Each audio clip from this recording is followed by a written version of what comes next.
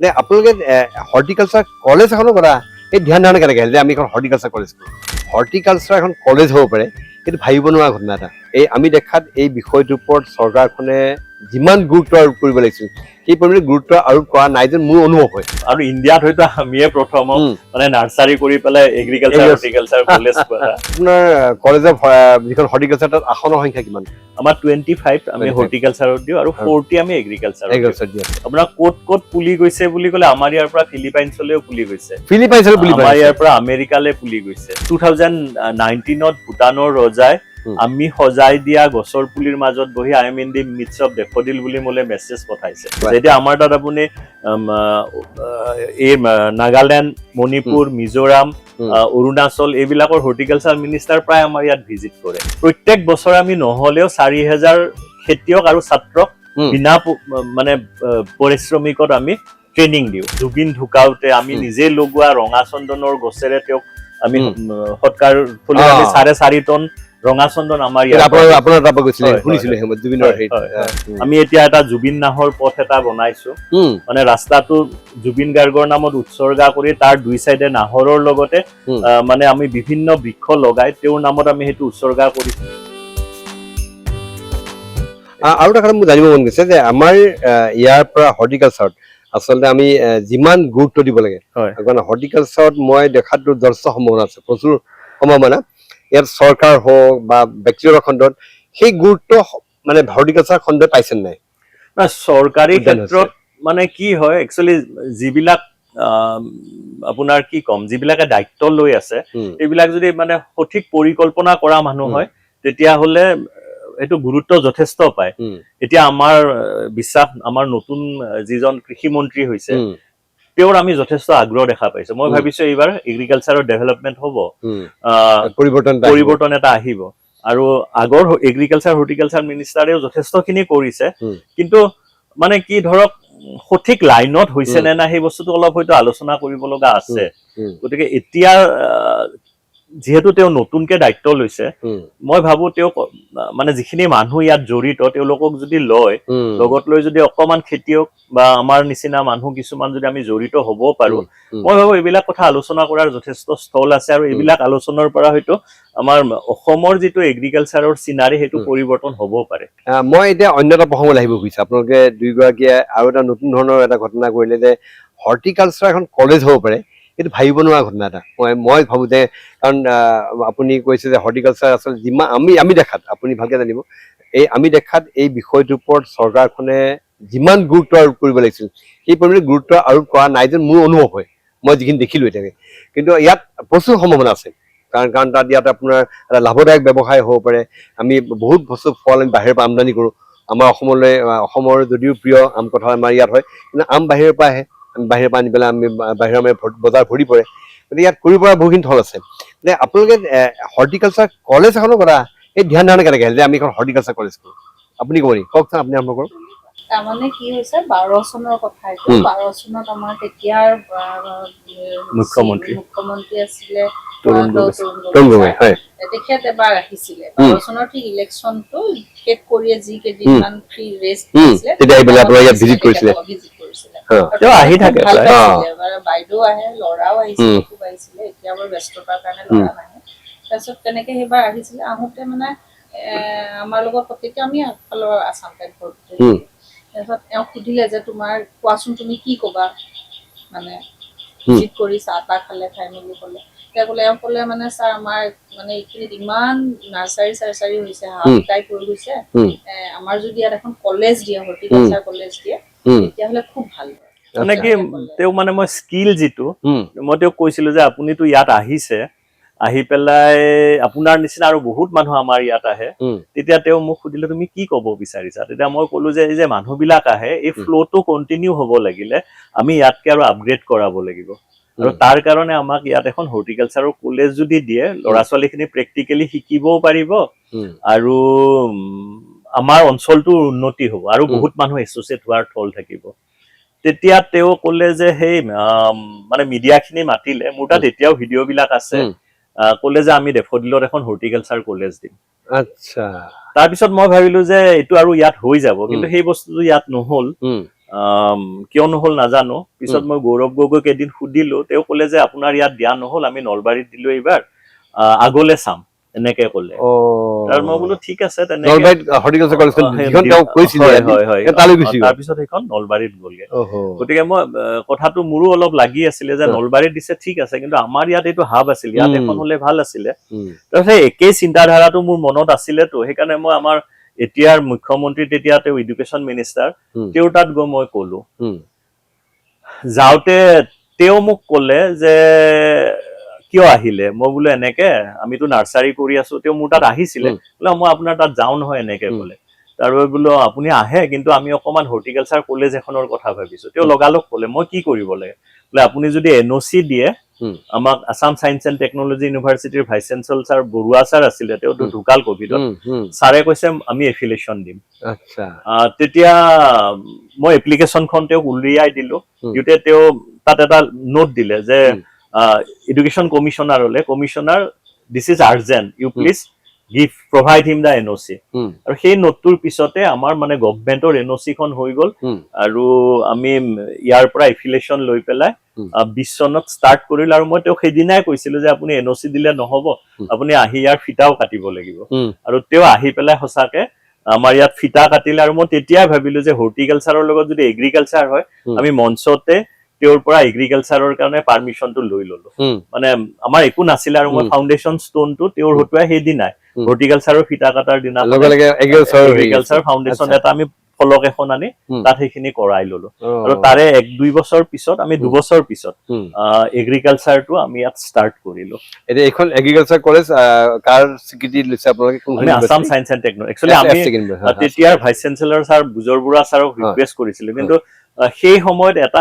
আজিও সেই এইটো স্থিতিটোৱে আছে এগ্ৰিকালচাৰ ইউনিভাৰ্চিটিখন নন এফিলিয়েটিং ইউনিভাৰ্চিটি আমাৰ যোৰহাটৰ গতিকে তেওঁ ক'লে যে এইটো এফিলিয়েশ্যন দিব নোৱাৰে গতিকে তেওঁ আমাক এফিলিয়েশ্যন নিদিলে কিন্তু সেই বছৰে তেওঁলোকে মোক এটা এৱাৰ্ড দিলে এগ্ৰিকালচাৰ ইউনিভাৰ্চিটিয়ে এইটো বুজৰ বুঢ়া ছাৰৰ ইনিচিয়েটিভত হৈছে মই তেওঁ এইটো কৃতজ্ঞ আজিও মোক তেওঁলোকে অনাৰেৰী DSc ডিগ্ৰীটো দিলে মানে ইউনিভাৰ্চিটিৰ পৰা আৰু সেই বছৰে আমি এইখন ষ্টাৰ্ট কৰিলো আৰু ছাৰ আজি আমাৰ মেন্টৰ আমাক বিভিন্ন দিহা পৰামৰ্শ দিয়ে আমাৰ হেমেন ভট্টাচাৰ্যী ছাৰ আছে ছাৰে আমাক দিহা পৰামৰ্শ দিয়ে বা এগ্ৰিকালচাৰ ডিপাৰ্টমেন্টৰ বিভিন্ন ব্যক্তিসকলে আমাক সদায় মানে সহযোগ কৰি আহিছে গতিকে এতিয়া আপোনাৰ এখন হ'ল ডেফোডিল কলেজ অফ হৰ্টিকালচাৰ আৰু এখন ডেফোডিল কলেজ অফ এগ্ৰিকালচাৰ দুইখন সমানে চলি আছে হয় হয় হয় দুইখন একেলগে চলাই আছে কিন্তু এতিয়া আপুনি এখন দুইখনে ধৰক টেকনিকেল ইউনিভাৰ্চিটি টেকনিকেল কলেজ গতিকে আপোনাৰ কিমান অসুবিধা হৈছে কি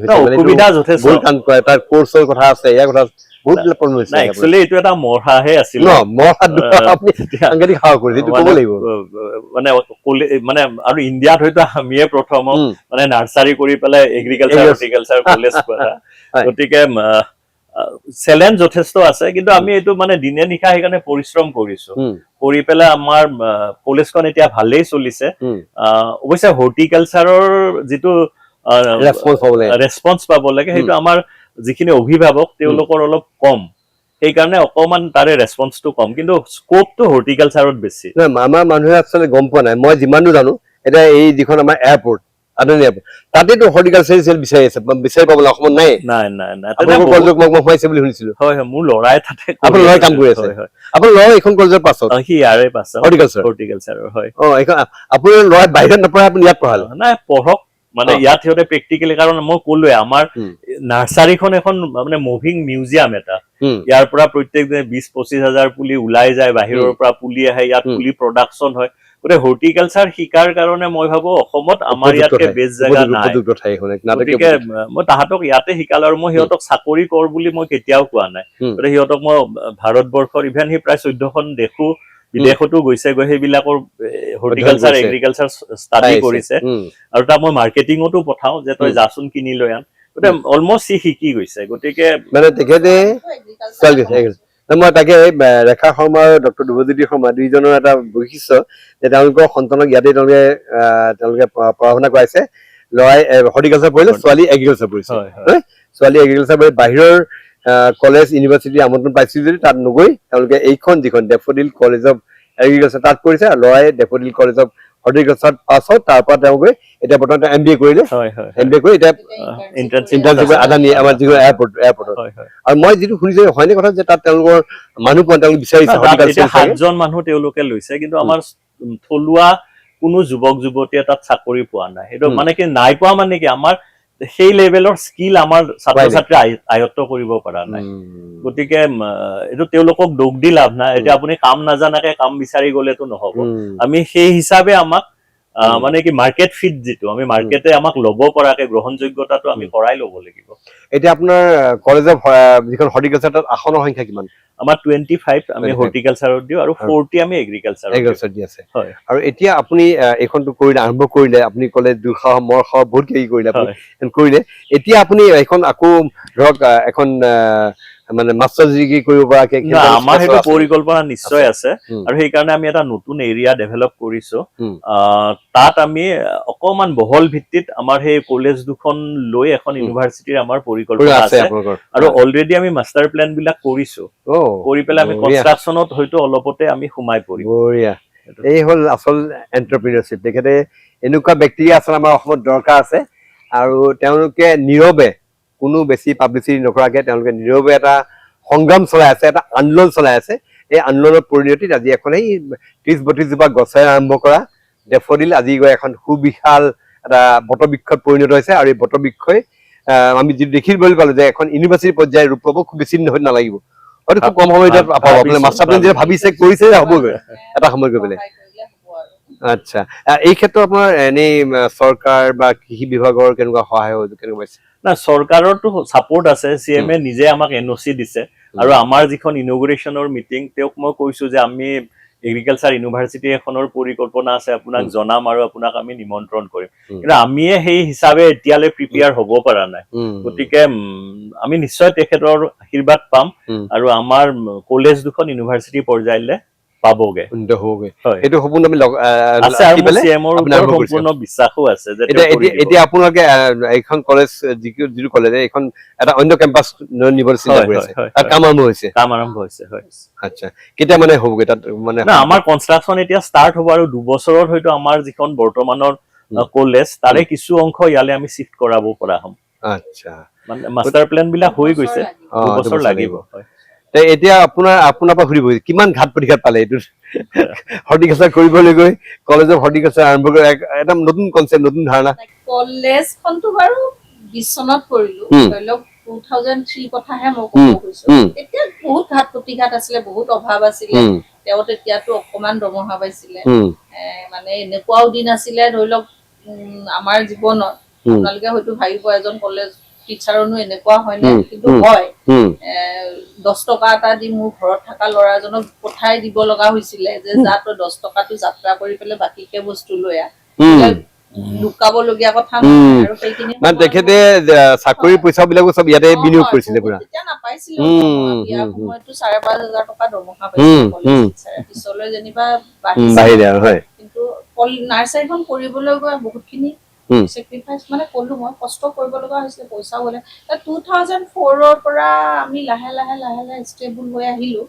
2003-04ত অলপ কষ্ট হ'ল, তাৰপিছত অকমান ভাল অৰ্ডাৰ কিছুমানো পালো, তেনেকে চলি আছো। আৰু আমি মানে কি অলপ ইকনমিক বুলি ক'ব লাগিব, কাৰণ আমাৰ বাহিৰা খটোৱা খৰচ বুলি যে আমাৰ নাই, দুইজনৰে নাই। ধৰি লওক তেওঁ তামোল এখনো নাখায়, মোৰো তেনেকুৱা নাই। গতিকে সেইটো আমাৰ এটা আশীৰ্বাদ বুলিয়ে ক'ব লাগিব। এতিয়া ল'ৰা ছোৱালীটো এতিয়ালৈকে তেনেকে টানি নিব পাৰিছো, পিছলৈ কি হয় অহাকালিৰ পৰা নাজানো আৰু, কিন্তু আমাৰ তেনেকে গৈ আছো। আৰু এতিয়া আপোনালোকৰ ইয়াৰ পুলি কিমান ঠাইলৈ গৈছে? মানে ভাৰতবৰ্ষত চব ঠাইলৈ যাওঁ, কিমান ঠাই আপোনাৰ মুখৰ জানিব? এইটোতো আৰু হিচাপৰ বাহিৰ। আপোনাৰ ক'ত ক'ত পুলি গৈছে বুলি ক'লে আমাৰ ইয়াৰ পৰা ফিলিপাইনছলৈও পুলি গৈছে, আমাৰ ইয়াৰ পৰা আমেৰিকালৈ পুলি গৈছে। আচ্ছা, আমাৰ ইয়াৰ পৰা ভূটানলৈ ৰেগুলাৰ যায়, বাংলাদেশলৈ প্ৰায়ে যায়। আৰু আপুনি নেপাললৈ আমি কেইবা ট্ৰাক পুলি পঠাইছো। আৰু ইভেন 2019ত ভূটানৰ ৰজাই আমি সজাই দিয়া গছৰ পুলিৰ মাজত বহি I am in the midst of daffodil বুলি মোলে মেছেজ পঠাইছে। আমি তেনেকুৱা এচিভমেন্টো পাইছো। মানে তেওঁৰ বাৰ্থডেত তেওঁলোকৰ নেশ্যনেল ডে পালন কৰে, সেইবাৰ চানৰূপ জংকাৰত আমি প্ৰায় 26 ট্ৰাক ফুলা ফুল তেওঁলোকৰ লগত পৰিকল্পনা কৰি দি পেলাই আমি গোটেই চানৰূপ ডংকাৰ যিখন টাউন সেই টাউনখন সজাই দিছিলো গতিকে তাৰে মাজত এটা এৰিয়াত বহি তেওঁ মোলে সেই মেছেজ দিছিলে গতিকে তেনেকুৱা আৰু এতিয়া ভূটানৰ কনচুল জেনেৰেল প্ৰায় মোৰ তাত আহে আহি বিভিন্ন কথা আমি আলোচনা কৰো ঠিক তেনেকে বাংলাদেশৰো বহুত কেইখন নাৰ্চাৰীৰ মানুহ আহিছে আৰু বিদেশৰ কেইবাখনো দেশৰ হৰ্টিকালচাৰিষ্ট আৰু এগ্ৰিকালচাৰিষ্টক আমি আমাৰ কলেজলৈ মাতি আমাৰ ছাত্ৰ ছাত্ৰীসকলৰ লগত ইণ্টাৰেকশ্যন কৰাইছো আমাৰ ষ্টুডেণ্ট গৈ পেলাই ইজৰাইলত কেইবাদিনো থাকি তাৰে যিটো এগ্ৰিকালচাৰ সেইটো মানে আচৰিত এমেজিং বহুত উন্নত বুলি এই বস্তুটো তেওঁলোকে ষ্টাডি কৰিছে মোৰ ল'ৰাও গৈছিলে তাত গৈ পেলাই তেওঁলোকে সেইবিলাক দেখি আহিছে আৰু তেওঁলোকৰ এইটো কনফিডেন্স বিল্ড হৈছে যে আমি হৰ্টিকালচাৰ কৰি অকল পইচাই নহয় আমি নেচাৰক কিছু দিয়াৰ উপৰিও আমি নিজৰ সংস্থাপনটো পাব পাৰো সেই কনফিডেন্সটো তেওঁলোকৰ বিল্ড হৈছে নহলে মই কেতিয়াও মোৰ ল'ৰাক নকলোহেঁতেন যে তই চাকৰিত নাযাবি বুলি গতিকে মই তাক সেইটো কৈছো আৰু সিও বিশ্বাস কৰিছে কাৰণ সি সৰুৰ পৰা এইবিলাক দেখি আছে গতিকে পুলি কিমান বিক্ৰী কৰিছো ক'ত গৈছে সেইটো আজিৰ ডেটত কোৱা কঠিন তাৰমানে এনেইতো ভাৰতবৰ্ষৰ প্ৰায় প্ৰত্যেক ৰাজ্যলৈ গৈছে এতিয়া আমাৰ তাত আপুনি এই নাগালেণ্ড মণিপুৰ মিজোৰাম অৰুণাচল এইবিলাকৰ হৰ্টিকালচাৰ মিনিষ্টাৰ প্ৰায় আমাৰ ইয়াত ভিজিট কৰে আহি পেলাই তেওঁলোকে সেইবিলাক চাই গছ পুলি যায় এইবিলাক ঠাইত সাধাৰণতে No, actually, তেওঁলোকৰ হৰ্টিকালচাৰ ডিপাৰ্টমেণ্ট বিলাকে আমাক ইয়াত অৰ্ডাৰটো দি থৈ যায় দিলে আমি গৈ পেলাই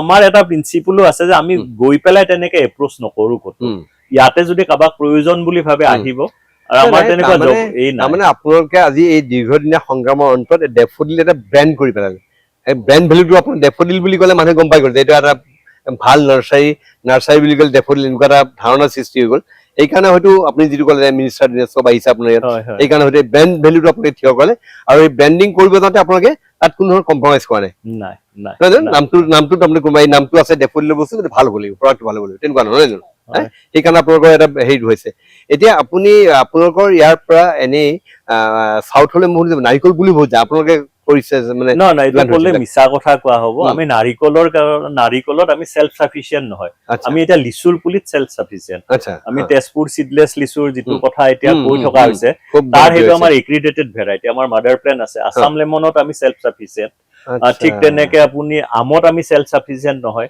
আৰু আমত মই দেখিছো আমৰ সদায় নতুন নতুন ভেৰাইটি ওলাই আছে এতিয়া আপোনাৰ মই ক'লোৱে আপোনাৰ কাঠিমন মেংগো ব্লেক মেংগো মানে ব্লেক মেংগোটো গছডালো ব্লেক হয় ফলটো ব্লেক হয় ঠিক তেনেকে মিয়াজাকি আম বানানা মেংগো অজস্ৰ ভেৰাইটি নতুন নতুন আহিছে আগৰ আমাৰ অম্ৰপলি বা হিমসাগৰ এইবিলাক আছিলে তাৰ পিছত আমাৰ পুছা ইউনিভাৰ্চিটিয়ে পুছা অৰুণিকা পুছা চুৰিয়া এই ভেৰাইটি বিলাক ডেভেলপ কৰিলে এতিয়া সেইবিলাকো যেন আউটডেটেড হৈ গৈছে গতিকে আমৰ মানে এইটো বহুত ৰিচাৰ্চ চলি আছে ওলাই আছে আৰু আমাৰ ইয়াতে প্ৰায় 40 ভেৰাইটিৰ আম আছে আৰু আমাৰ প্ৰায় 6টা ভেৰাইটিৰ নেশ্যনেল এক্ৰিডেশ্যন আছে আমাৰ ইয়াত আছে ডেফোডিলৰ আছে আৰু আপুনি যদি আজি 10-15 দিন আগলৈ যদি আমাৰ এই প্ৰগ্ৰামটো হলেতেন আপোনাক মই গছতে প্ৰায় 30-40টা ভেৰাইটিৰ আম দেখালো এইবিলাক আছে আমাৰ তাত আৰু এটা কথা মই সুধিব খুজিছো আপোনালোকে যিহেতু নাৰ্চাৰী আমাৰ অসমত এতিয়া লাহে লাহে ফুলৰ খেতি হৈছে ফুলৰ খেতি মানে কৰিছে কিন্তু আমাৰ ফুলৰ নামত আমাৰ অসমৰ পৰা বহুত ৰাজ্য বাহিৰলৈ গৈ আছে আমি বিভিন্ন ফুল আমি বাহিৰৰ পৰা আমদানি কৰো কলকাতা বা বিভিন্ন ঠাইৰ পৰা আমদানি কৰো সেইটোত আপুনি কিবা চিন্তা চৰ্চা কৰিছে ফুলৰ খেতি কৰাৰ কাৰণে না একচুৱেলি কি চাওক আমিতো অকলে গোটেইখিনি কৰিব নোৱাৰো সেইকাৰণে যিবিলাক মানুহে ইয়াত ধৰক বিচাৰে খেতি কৰিবলৈ তেওঁলোকক যাতে আমি তাৰ যিটো ৰাইট ডাইৰেকশ্যন সেইটো দিব পাৰো সেইকাৰণে আমি আমাৰ কলেজত আমি ট্ৰেইনিং বিলাক আমি অৰ্গেনাইজ কৰো আৰু প্ৰত্যেক বছৰে আমি নহলেও 4000 খেতিয়ক আৰু ছাত্ৰক বিনা মানে পৰিশ্ৰমিকত আমি ট্ৰেইনিং দিও প্ৰত্যেক বছৰ আমি ইভেন যোৱাবাৰ সামাৰ ভেকেচনত প্ৰায় 15খন কলেজৰ ষ্টুডেণ্টক ফ্ৰী অফ কষ্ট ইয়াত একমাহ ট্ৰেইনিং দিছো কিছুমানে আছে আমাৰ হোষ্টেলত অৱশ্যে হোষ্টেলত থাকিলে আমি খোৱা বোৱা ট্ৰেইনিঙৰ আমি ফিজ নলওঁ তেওঁলোকে আপোনাৰ ইয়াত আহি আমাৰ ষ্টাফ বিলাকৰ লগত কাম কৰিলেও বহুত কথা শিকি যায় আৰু মানে তাৰ মাজে মাজে এও বা মই গৈ পেলাই তেওঁলোকক কিছুমান কথা কওঁ প্ৰেক্টিকেলি যিখিনি কৰিব পাৰে আৰু ছাত্ৰ ছাত্ৰীসকলে যথেষ্ট অনুপ্ৰাণিত হোৱা আমি দেখিছো আৰু এই বছৰো বহুতৰ আবেদন আহিছে কিন্তু অলপ মোৰ গাটো অসুস্থ কাৰণে মই এইবাৰ মানে ইন্টাৰ্নশ্বিপটো আমি ইমান ওয়াইড ৰেঞ্জত নকৰো অলপ কমকে কৰিম বুলি ভাবিছো কাৰণ সেইটো টাইমত বহুত গৰম থাকে আৰু কষ্ট বহুত হয় এইটো আপুনি বহুত ডাঙৰ কাম কৰিছে যে আপুনি অকল শিক্ষাটো আপোনালোকৰ মাজত ৰাখা নাই আপুনি আমাৰ অসমৰ কৃষক সমাজৰ মাজত বিলাই দিব বিচাৰিছে হয়। উদীয়মান যিসকল ছাত্ৰ ছাত্ৰী তেওঁলোককো এই ধ্যান ধাৰণা যে হৰ্টিকালচাৰৰ পৰা নিজৰ ভৰিৰ ওপৰত থিয় হ'ব পাৰি এই ধ্যান ধাৰণা বিয়পাই দিব বিচাৰিছে হয় হয় হয় হয় এতিয়া এতিয়া আপোনাৰ আৰু কি কি সপোন আছে আপোনাৰ আৰু মই দেখিলো আপুনি সপোন দেখা মানুহ অকল দেখা নহয় সপোন খেদা মানুহ আপুনি নহয় গতিকে মানে এতিয়া চাওক আপুনি মানে কি আমাৰ এতিয়া মেইন উদ্দেশ্যটো হ'ল কি যে আমাৰ খেতিয়কসকলে যাতে মানে উচিত মূল্যত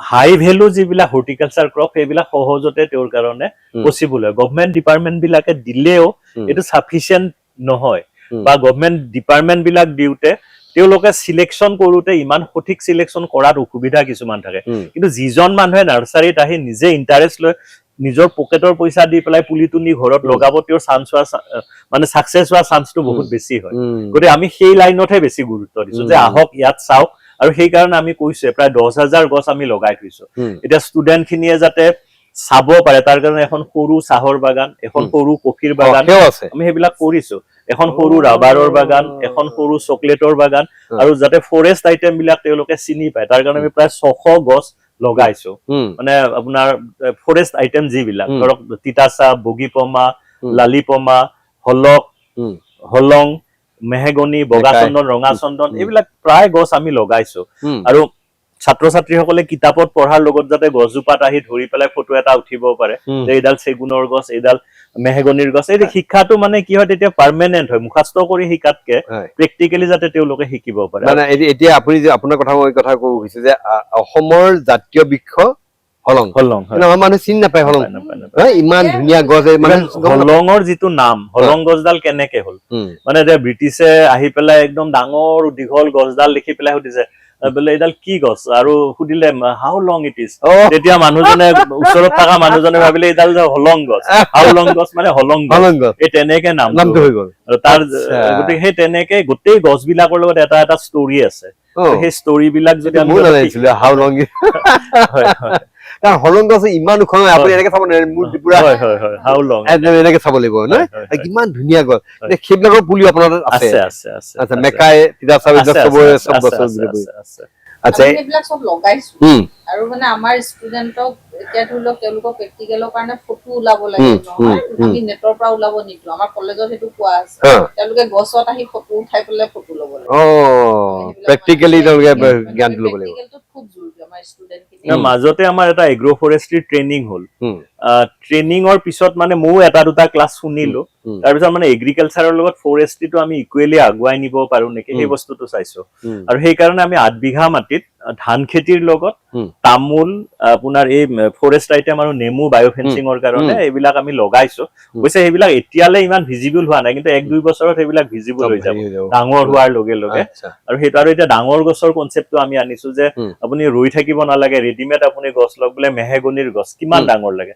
15 ফুটৰ ঠিক আছে লৈ যাওক আমি তেনেকে ক'ব সেই হ'বগৈ সেইটো আছে পেকেটত আমি ডেভেলপ আচ্ছা সেইটো তাত নিবে লগাইলে থাকি যাব আচ্ছা গছ পুলি গছ ডাইৰেক্ট বৃক্ষডাল ৰোপণ কৰা এতিয়া ইন্টাৰেষ্টিং জুবিন ঢুকাওতে আমি নিজে লগোৱা ৰঙা চন্দনৰ গছেৰে তেওঁক আমি সৎকাৰ থলি আমি 4.5 টন ৰঙা চন্দন আমাৰ ইয়াত আপোনাৰ তাত গৈছিলে শুনিছিলে জুবিনৰ শেষকৃত সম্বন্ধ তাত হৈছিল মানে কি আমি জুবিনৰ নিচিনা এটা মহান এই এটাক সত্তা এটাক আমি যিকোনো গছেৰে খৰি কিয় দিওঁ আমি ভাবিছিলো যে জুনেই দিব ৰঙা চন্দন দিব আৰু তেওঁৰ যিখন এই হ'ব মানে শয়ন এই হ'ব এইখনো আমি ৰঙা চন্দনৰে সজাও আমি চিফ মিনিষ্টাৰক গৈ কৈছিলো এডুকেশ্যন মিনিষ্টাৰক কৈ ৰিকুৱেষ্ট কৰিছিলো যে এইটো কৰক আৰু তেওঁলোকে মোক অনুমতি দিওঁতে আমি সেইখিনি তেনেকে কৰাইছিলো শেষত আপোনাক সুধিছো মই একদম সঁচাকে ক'ব বিয়া হৈ আহোঁতে যেতিয়া আহিছিলে কলেজৰ প্ৰফেচাৰ বিয়া হৈ আহিলে আহি পেলাই দেখি পেলাই ভয় খাই গৈছিলে কি হ'ব নে ভয় খাইছিলে কলৈ আহিলো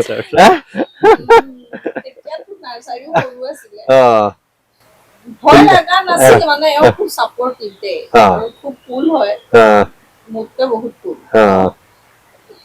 আচলতে একো চিন্তা কৰিব তেনেকে সময়ে নাপালো কামতে যে লাগিলো ন এতিয়া 27 বছৰ কমপ্লিট হয় 28 বছৰ চলি আছে এতিয়াহে চাই দেখিছো পিছফাললৈ চালে আমি দেখোন কামেই কৰিলো জীৱনটো কামতে পাৰ কৰিলো এইটো মানে আপোনাৰ বন্ধ হেৰি পূজা বন্ধ বিহু বন্ধ এইবিলাক একো নাই আৰু কমপ্লিট বাগানত থাকিব লাগে 4 দিন ছুটি লওঁ সেই দুৰ্গা পূজা কিনে মই মানে দুৰ্গা পূজাত অলপ বেছি কৰে। টাইম আচ্ছা ইনভলভ হওঁ অ আৰু ভালে লাগিলে জীৱনটো মোৰ খুব সাৰ্থক বুলিয়ে ভাবো মানে ইমান নাই, নাই, এটা একদম ভাল সাৰ্থক জীৱন। মানুহ, আমি মানে এটা চাকৰি- আদৰ্শ জীৱন আপুনি আদৰ্শ কৰিছে, একদম। জীৱন। ইমান ভালকে মই মানুহখিনিৰ লগত থাকিব বিচাৰো আৰু আটাইতকৈ ডাঙৰ কথা মই দিনটো ভাল মানুহৰ লগত থাকো। ফুল কিনিব অহা মানুহ কোনো বেয়া মানুহ নাই, এইটো সকলোৰে ভাগ্যত নিমিলে হয়, হয়, ভাল হয়। মানুহ যে মই একদম লগ পাওঁ। একদম একদম একদম সঁচা কথা, হয়।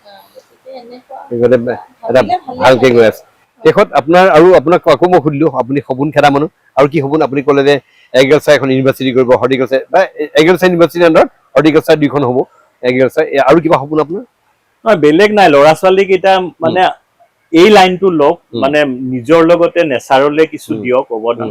আমি এতিয়া এটা জুবিন নাহৰ পথ এটা বনাইছো, মানে ৰাস্তাটো জুবিন গাৰ্গৰ নামত উৎসৰ্গা কৰি তাৰ 2 চাইডে নাহৰৰ লগতে মানে আমি বিভিন্ন বৃক্ষ লগাই তেওঁৰ নামত আমি সেইটো উৎসৰ্গা কৰিছো আৰু আমি অলৰেডি সেই ৰাস্তাটো সজাবলৈ কাম আৰম্ভ কৰিছো। এইটো আমাৰ ভিতৰত য'ত এগ্ৰিকালচাৰ কলেজখন হ'ব তাৰ পৰা ক্ষেত্ৰী কামাখ্যা মন্দিৰলৈ প্ৰায় 10-12 কিলোমিটাৰ জেগা আছে। গোটেই ৰাস্তা এবছৰত গোটেইটো সম্ভৱ নহয়। আমি কিছু ডাঙৰ ডাঙৰ 6 ফুট 7 ফুটৰ গছ আমি প্ৰায় 150-200 অলৰেডি লগাইছো তাত। আৰু গোটেই গাঁৱৰ মানুহখিনিক কৰি এটা এটা গ্ৰুপ বনাই দিছো যে তহঁতে এটা গ্ৰুপে তহঁতে 10ডাল গছ চা, এটা গ্ৰুপে 10ডাল গছ চা, তেনেকে আমি সিহঁতক বুজাইছো আৰু মই ভাবিছো এইটো সফল হ'ব আৰু আমি ৰাস্তাটো ধুনীয়াকে এটা বনাব পাৰিম। অসমৰ কৃষকক আপুনি কি ক'ব যে এই যে হৰ্টিকালচাৰ আমি যিটো কথা কৈ আছে যে উদ্যান শস্যৰ জৰিয়তেও এজন মানুহ সংস্থাপিত হ'ব পাৰে, এটা পৰিয়াল সংস্থাপিত হ'ব পাৰে, উপকৃত হ'ব পাৰে, তেওঁলোকক আপুনি কৃষক কি ক'ব? এতিয়া কৃষকসকল যথেষ্ট পৰিশ্ৰমী, তেওঁলোকক মই পৰিশ্ৰম কৰক বুলি নকওঁ, কিন্তু তেখেতসকলে সঠিক শিক্ষা লওক, এগ্ৰিকালচাৰৰ যিটো নলেজ সেইটো একুৱেৰ কৰি পেলাই হাই ভেলু যিবিলাক ক্ৰপ, ধৰক আপুনি আম এডাল লগাইছে, অম্ৰপলি আম বজাৰত আপুনি 60 টকাত বিক্ৰী কৰিব, তাতকে আপুনি মিয়াজাকি আমৰ খেতি কৰক, কৰি পেলাই আপুনি বজাৰত 500 টকাত বেচক। আপুনি লিচু এডাল লগালে 100 লিচু আপুনি 70 টকাত বেচিব, তাতকে আপুনি তেজপুৰৰ লিচু লগাওক, লগাই পেলাই আপুনি সেইটো 500 টকাত 100 লিচু বিক্ৰী কৰক, হাই ভেলু ক্ৰপ। আৰু মই ডিপাৰ্টমেণ্টকো এইটো ৰিকুৱেষ্ট কৰিম যে তেওঁলোকে প্লেন্টিং মেটেৰিয়েল খিনি দিওঁতে যাতে ভুল নকৰে। আৰু মই এই একেই ৰিকুৱেষ্টটোৱে আগৰ এগ্ৰিকালচাৰ মিনিষ্টাৰকো কৈছিলো, অতুল বৰা ডাঙৰীয়াক, আৰু এতিয়াৰ মিনিষ্টাৰকো মই সেইটো আহ্বান জনাম যে তেওঁলোকে যাতে ভাল কোৱালিটিৰ ক্ৰপ তেওঁলোকে দিয়ে। খুব সুন্দৰ, ভাল লাগিলে কথাখিনি পাতি। ডক্টৰ ধ্ৰুৱজ্যোতি শৰ্মা আৰু লগত ৰেখা শৰ্মা, তেওঁলোকে যিখিনি কথা ক'লে সেইখিনি নিঃসন্দেহে অনুপ্ৰেৰণাৰ ফল। আপোনাৰ কথা মই নিজেও বহুত অনুপ্ৰাণিত হৈছোঁ আৰু মই ভাবোঁ যে আচলতে অসমৰ ৰাইজে তেখেতসকলক দৃষ্টান্ত হিচাপে ল'ব পাৰে। অসম চৰকাৰেও এইজন ব্যক্তিৰ পৰা দিহা পৰামৰ্শ নিঃসন্দেহে ল'ব পাৰে, কাৰণ তেওঁ প্ৰায় 3টা দশকৰ অভিজ্ঞতাৰে পুষ্ট এজন ব্যক্তি। আশা কৰিছোঁ এই কথাখিনিয়ে আজি যিখিনি কথা আমি পাতিলোঁ এই কথা আমাৰ কৃষক সমাজক উপকৃত কৰিব। অংকুৰিত অসমৰ মূল লক্ষ্যৰ উদ্দেশ্য সেইটোৱেই যে আমাৰ অসমৰ কৃষকসকল যাতে উপকৃত হয়, তেওঁলোক প্ৰশিক্ষিত হয়। আৰু এটা কথা ক'লে তেখেতে মোৰ ভাল লাগিলে, হাই ভেলু ক্ৰপ। বৰ্তমান সময়ত হাই ভেলু ক্ৰপৰ প্ৰয়োজন আছে, সেই কথা তেখেতে কৈছে, আৰু শিক্ষাৰ প্ৰয়োজন আছে। আচলতে আমাৰ কৃষকসকলে খেতি কৰি থাকে, তাত দাম নাপায়, তাই আমি শুনো। গতিকে যদি হাই ভেলু ক্ৰপ কৰে নিখনে তাত দাম পাব। আপোনালোকে আপোনালোকৰ উত্তৰণ হওক আৰু ডেফৰিল আৰু আগবাঢ়ি যাওক। এখন আমি নেক্সট আকৌ দেখিবলৈ পাম খুব সোনকালে ডেফৰিল এগ্ৰিকালচাৰ ইউনিভাৰ্চিটি, এইখনো যাতে আমি দেখিবলৈ পাওঁ। আশীৰ্বাদ ৰাখিব, আপোনালোকৰ শুভেচ্ছা থাকিল। আৰু মই দুইজনকে অলেখ শুভেচ্ছা জনাই, তেওঁলোকে যিটো পথ লৈছে এই পথটো আচলতে অনুকৰণীয় পথ। আমি অসমৰ ৰাইজক দৃষ্টান্ত হৈ ৰওক এই কামনাৰে, আৰু এইখন ডেফৰিলৰ আৰু উত্তৰোত্তৰ উন্নতি কামনা কৰি আপোনালোকক ধন্যবাদ জ্ঞাপন কৰিলোঁ। আমাৰ বিশেষ অনুষ্ঠান অংকুৰিত অসম বিশেষৰ পৰা মই প্ৰণয় বৰদলৈ বিদায় দিছোঁ।